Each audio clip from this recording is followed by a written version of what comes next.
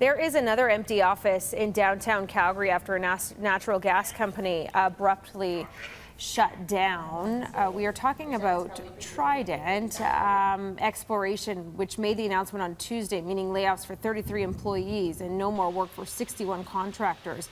The company's 4,700 wells are now controlled by the Alberta energy regulator. Trident estimates its abandonment and reclamation obligations will cost $329 million. The company says low natural gas prices as well as regulatory uncertainty are among the reasons for the closure. This is where we bring in Danielle Smith from Global News Radio to continue the conversation on this one. This was a big story this week, but Danielle, there's speculation that dozens more companies could follow.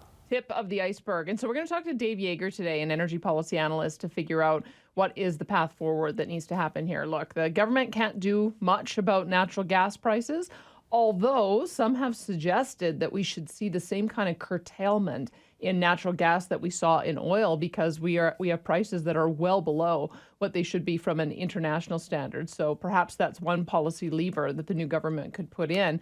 But the other problem is the issue of the how to fund liabilities for ultimate cleanup. And this is where the company ended up just getting crushed under the regulatory burden. We knew these problems were in place years ago when they came through with the first changes to how liability should be accounted for.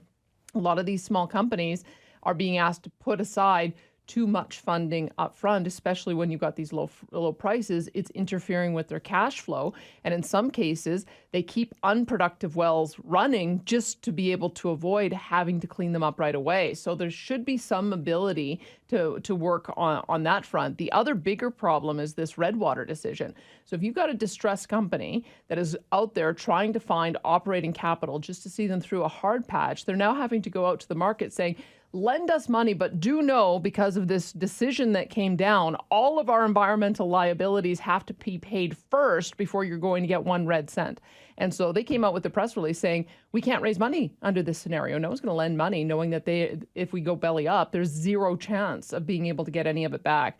So the story now is that there's potentially dozens of other companies in a similar position. And those are the issues that the new energy minister, Sonia Savage, is going to have to turn her attention to try to fix. Yeah, we got 20 seconds, Danielle. We know that you talked about Sonia Savage there. Kenny and his government have promised to revive the industry. What say you?